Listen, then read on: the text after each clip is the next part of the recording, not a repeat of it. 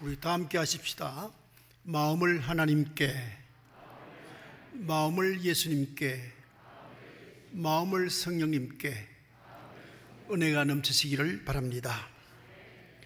세계 복싱 기구 WBC의 트위터에 이러한 사진이 하나 올라왔습니다.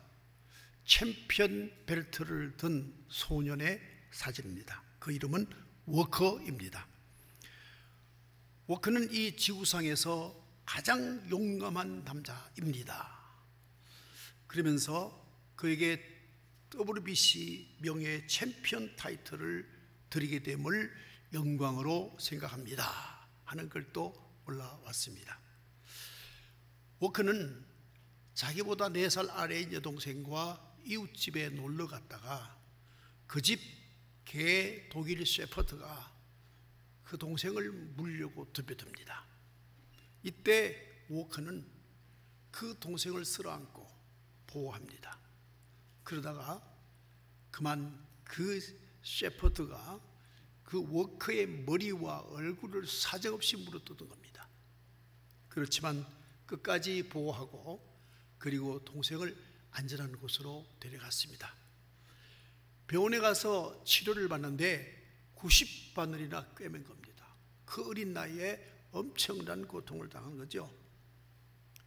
그때 내가 어찌하여 그런 일을 했느냐라고 묻는 부모의 말에 누군가가 이러한 위험이 있으면 그 위험을 면케하기 위해서 내가 언제든지 나를 내놓을 수 있습니다. 여러분, 어린아이가 어떻게 이런 얘기를 하겠습니까? 놀라운 이야기입니다. 그래서 그 트위터를 본 사람들이 다 누구냐고 지금 대단히 관심이 많다고 합니다. 신앙생활을 한다는 것은 이유 있는 사랑에서 이유 없는 사랑으로 변화받게 되는 걸 말합니다. 언제나 나를 위해서 살던 사람이 하나님을 위하여 이웃을 위하여 사는 사람이 되는 것이 바로 신앙생활 하는 자들의 바람이기도 하지요. 여러분, 우리가 이유 있는 사랑을 하면 그 이유의 노예가 되어버립니다. 예수님과 그 주변 사람을 두고 한번 생각해 볼까요? 예수님께서 능력이 계십니다. 그래서 눈을 낫게 해주세요 하고 예수님을 찾아가 예수님을 사랑합니다. 그렇지만 그가 눈을 떴다 손 친다 하더라도 그는 행복하지 않을 겁니다. 또 다른 무엇을 바라겠죠. 오병이어의 큰 은혜를 입은 무리들은 예수님께서 예루살렘으로 올라가신다고 하니까 왕을 만들자, 그리고 왕으로 추대하자, 그래서 우리가 풍요로운 삶을 살자라고 했다가 예수님께서 십자가에 죽어가는 상황을 보면서 실망하고 마음이 바뀝니다. 예수를 십자가에 못 박아라. 금방 배신자가 되어버리는 거죠. 우리도 마찬가지입니다. 아, 저 사람 능력 있어 보인다. 막상 함께 사랑하고 살아보면 점점 그 능력이 없어져요. 아, 아름답다. 그래서 사랑하겠다. 막상 살아보면 어느 땐간 노년이 그 앞에 앉아있지요. 우리는 유익을 위해서, 나를 위해서 유익을 조건으로 사랑을 합니다. 그러나 그 끝은 언제나 실망과 그리고 허름과 흠으로 끝이 나는 것입니다. 그러므로 우리는 이유의 사랑을 하는 노예가 되지 말자 하는 것이죠. 1901년에 북한에서 김교신이라고 하는 아이가 태어납니다. 그리고 그는 자라서 일본 동경에, 요즘으로 말하면 일본 동경 사범대학에 유학을 갑니다. 거리를 걷다가 노방전도하는 사람의 전도의 설교를 듣고 가만 감동을 받습니다. 그래서 예수를 믿게 되었습니다. 그는 한국에 돌아와 양정고보, 서울에 있는 양정고보에 교사로 취업을 합니다. 그 당시만 하더라도 학생들이 많이 가난하고 어려운 지경에 있는 학생들이 많아서 선생님의 도시락은 아예 학생들을 먹이고, 그리고 가난한 아이들에게 책을 구해주고 필기도구를 구해주고 또 먹을 것을 공급하는, 그야말로 스승이 아니라 아버지처럼 제자들을 사랑했습니다. 손기정이라는 학생이 달리기를 참 좋아합니다. 그래서 너는 달리기를 열심히 해라 고 권해보는데 역량이 부족해요. 그렇지만 용기를 내서 동경 마라톤 대회에 한번 참여해봐라. 선생님도 함께 갔습니다. 한참 뛰는데 4분의 3쯤 가서 기저귀가 헐레벌떡 쓰러질 직전입니다. 영양실조죠. 체력이 딸리는 거죠. 그때 자전거를 타고 뒤에 따라가던 김교신 선생이 소리를 지릅니다. 하나님의 영광, 그리고 조선의 영광 막 소리칩니다.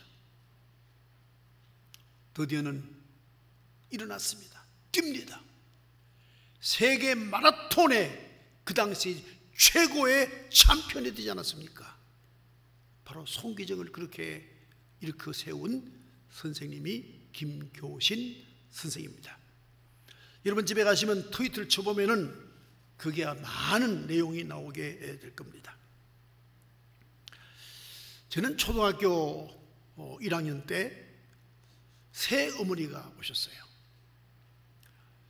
그 당시 안동 그 선교부에서 시무하시는 우열성 선교사가 직접 운전을 하고 SUV를 타고 오셨어요.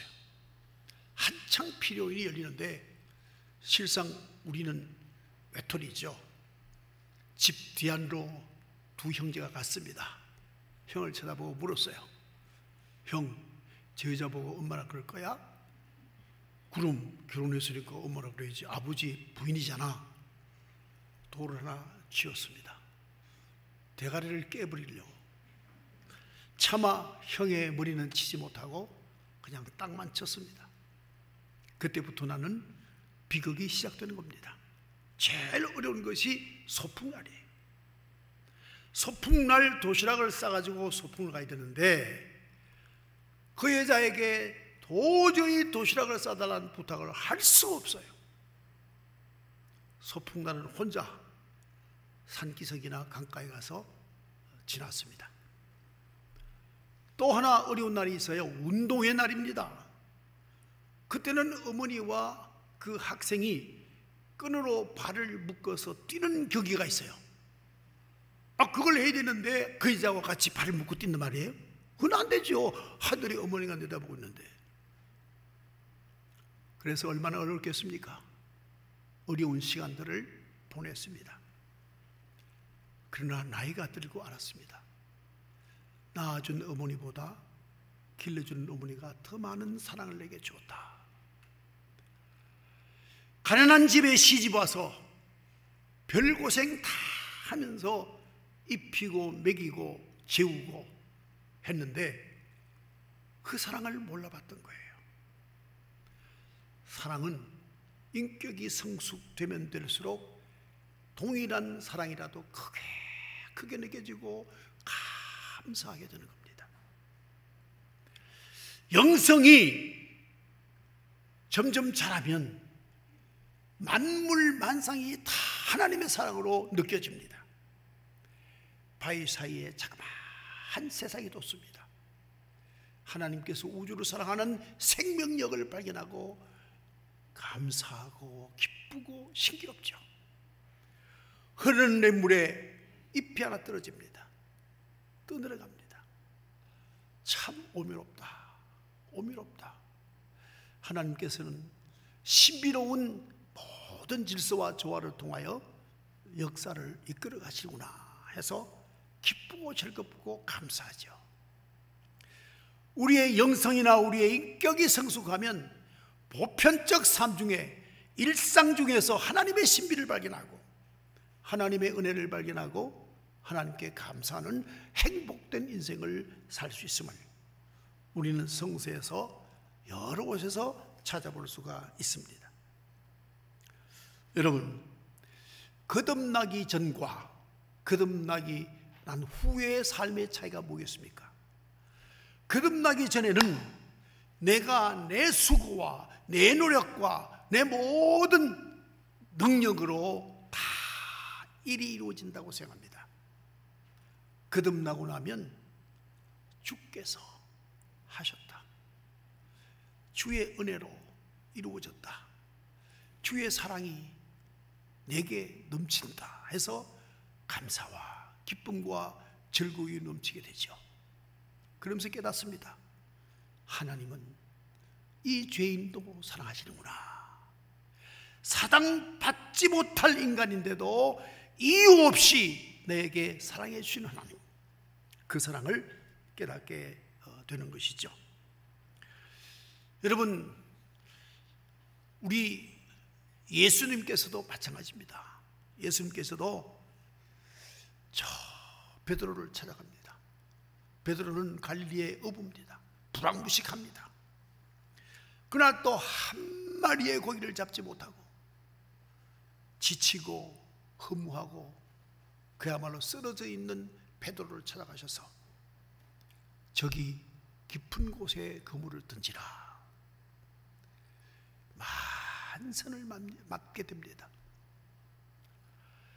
그는 그 능력에 놀라서 주님 앞에 무릎을 꿇고 나를 떠나소서라고 이야기합니다. 주님은 그에게 말합니다. 너는 이제 앞으로 고기를 잡는 어부가 아니라 사람을 낚는 어부가 되리라 말씀하시고 그를 이끌어갑니다. 결국 3년 반을 주님께 사랑받다가 주님이 십자가에 못 박히는 모습을 보면서 주님을 배신합니다. 그리고 다시 갈릴리 어부로 왔는데 주님은 또 찾아오셨습니다. 똑같은 처음 있었던 일을 다시 반복하시면서 그 후에 주님은 둘이 대화를 합니다. 너가 나를 사랑하느냐? 예, 사랑합니다. 너가 나를 사랑하느냐? 예, 사랑합니다. 3번씩 물은 뜻은 지금까지 너가 나를 사랑하는 것은 이유 있는 사랑을 했습니다마는 앞으로는 너는 이유 없는 사랑을 하는 자가 되라 하는 그 메시지를 질문으로 반복했던 것을 보게 됩니다. 신학대학을 나온 전도사 한 사람이 시골교회에 부임을 했습니다. 시골교회는 사실 농사하는 그러한 교인들이니까 평소에는 신방을 할 수도 없어요. 논밭, 들밭 찾아가서 신방을 해야 가능합니다. 그런데 왜 낯선 청년이 몇 사람이 교회 마당에 어슬렁어슬렁 다니는 거예요. 그래서 왜 왔냐 물으니까 하는 말이, 전도사님, 자살하는 게 죄예요? 그럼 죄지. 자기 목숨인가? 하나님 주신 생명인데 그걸 죽이면 되는가? 자기 목숨을 하더라도 생명을 스스로 죽이는 것은 죄지. 또 가만히 있더니, 전도사님, 자살한 사람은 장례를 교회에서 안 치르는 게 맞는 거예요? 글쎄, 그건 좀 생각해 봐야 되겠는데. 그러다가 아이들이 하는 말이 이랬습니다. 우리 여청년 하나가 자살을 했습니다. 교회에서는 자살한 자를 장례를 하지 않는다고 합니다. 온 동네 사람도 한 사람도 오지 않습니다. 좀 도와주세요. 그 참 딱한 일이네. 가보자. 시신이 그대로 널브러져 있는 거예요. 가마니를 타서 들것을 만들어서 전도사님과 청년 셋이 들고 산 비탈길을 오르다가 실수로 해서 시체를 뒹굴어 버립니다. 계곡으로 내려가서 보니 그 여청년이 성경을 봄에 꼭 안고 자살한 거예요. 묻어두고 그 여청년의 집으로 찾아갔습니다. 안방에 하늘만 쳐다보고 멍히 있는 사람은 그 어머니였습니다. 정신병 환자. 아버지는 소리를 고래고래 지르는 알코올 중독자. 이 청년이 그 가정을 혼자 꾸리다가 지쳐서 그만 자살한 거죠. 하늘만 멍히 쳐다보던 어머니가 자기 자리 밑에서 돈 한 푼을 꺼내서 쭉 내밉니다. 사이다 사자 수시오. 삑바랜 돈을 받고 서재에 와서 돈을 물끄러미 쳐다봅니다. 나는 앞으로 무슨 목회를 해야 될까? 이유 없는 사랑을 실천하는 목회를 해야 되겠다. 그는 평생 가난한 자와 그리고 어려운 농촌 목회를 해왔던 것을 저는 잘 알고 있습니다. 교회란 어떤 공동체여야 되느냐? 이유 없는 사랑하는 사람들의 공동체. 이유 있는 사랑하는 공동체는 세속적인 공동체요, 이유 없는 사랑을 하는 공동체가, 그것이 바로 진정한 참 예수 그리스도의 몸이 되는 것이죠. 여러분, 우리가 축복 중에 가장 큰 축복이 뭘까?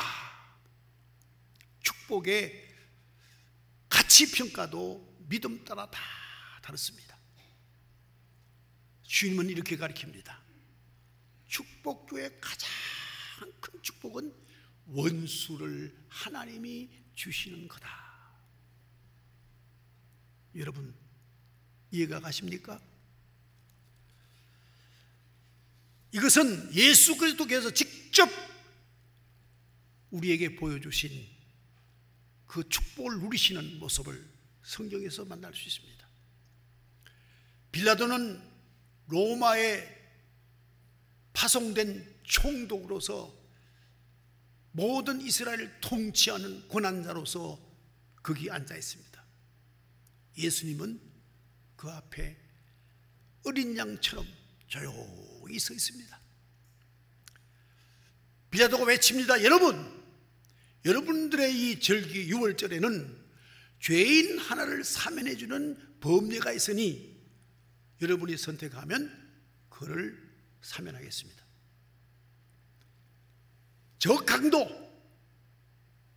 여러분, 강도를 살려주겠습니까? 여기 예수를 살려주겠습니까? 바나바를 살리겠습니까? 예수를 살리겠습니까? 얼마 전만 하더라도 예수님이 예루살렘으로 올라오는 그 로정에 호산나 호산나 종려나무를 꺾고 그 환영을 하면서 살아가던 사람들, 심지어는 예수님의 낙이 타고 가는 그 길에 겉옷을 벗어서 깔면서 예수님을 사랑하던 그분들이 예수가 아무 능력도 없이 초라한 죄수로서 신문받는 모습을 보고 내가 괜히 예수를 사랑했다 하는 후회스러움과 이것이 분노로 바뀌어서 예수를 십자가에 못 박으라고, 예수를 십자가에 못 박으라고. 십자가에 매달린 예수 그리스도, 기진맥진한 상태에서 아래를 보다가 위를 보다가 이렇게 말씀하십니다. 아버지여, 저들이 하는 죄를 저들이 모르고 있습니다. 용서하여 주시옵소서. 십자가상에서 이 말 한마디 없었더이면 인류가 죄에서 살아남을 수 없어요. 우리 모두가 지옥 가는 거예요. 우리 모두가 멸망받는 거예요. 우리 모두가 많은 거예요. 이유 없이 우리를 사랑하신 사랑 때문에 속전물로 자기가 하나님께 드려지고, 그리고 우리를 의롭다 하시고 하나님의 자녀로 삼아주신 그 큰 은혜를 베품받게 된 것이죠. 1986년에 캐나다로 이민을 간 임현수 목사는 신학교육을 마치고 몬타리오주에 있는 미시소그의 큰빛 교회를 34년간 담임을 했습니다. 그리고 1997년에 북한 선교를 시작을 했습니다. 약 한 20회를 들락날락 하면서 물경 550억만큼의 선교 사역을 하고 북한에다가 선을 베풀었습니다. 그런데 2015년 1월 27일 날 북한에 들어갔다가 갑자기 체포가 됩니다. 여러 가지 조사를 끝낸 그 다음 마지막 언도, 존엄에 대한 모독죄, 국가 내란 업무죄 뭐 이런 등등 중죄를 씌워서 무기징역, 무기노동, 죽을 때까지 노동하는 교화소로 떠나게 됩니다. 막상 가보니 조그마한 방에 판자 하나, 그리고 벌레들이 특히 바퀴벌레는 엄청 많이 울거리는 그곳에 평생 살아야 합니다. 감시하는 간수가 한 사람 지키는데 50명 권총을 차고 있습니다. 여기저기에 감시 카메라가 설치되어 있습니다.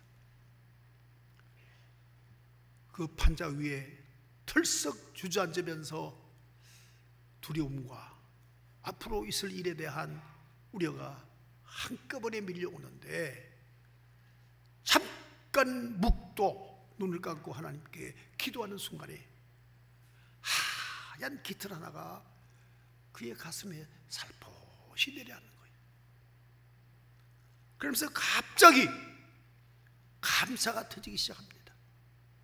아, 여기가 바로 내가 꿈꾸던 수도원이구나. 감사합니다.